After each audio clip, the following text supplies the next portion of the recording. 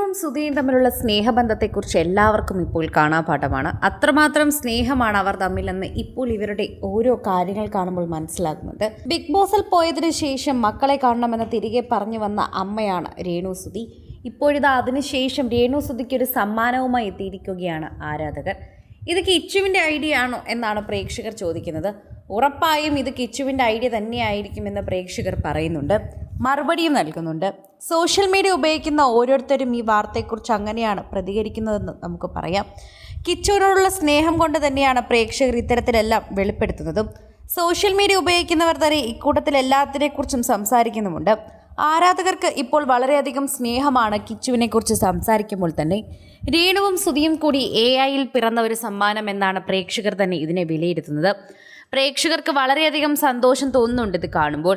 സുധി ഇത് ഉണ്ടായിരുന്നെങ്കിൽ ഈ ചിത്രം യഥാർത്ഥത്തിൽ എടുക്കാമായിരുന്നു.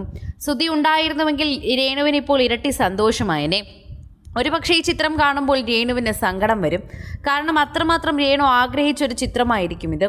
ഇന്നത്തെ സമയത്ത് രേണുവിന് ഒരു ആഗ്രഹം മാത്രമേ ഉണ്ടായിരിക്കൂ, രേണുവിനോടൊപ്പം സുധി ഉണ്ടായിരുന്നുവെങ്കിലെന്ന്.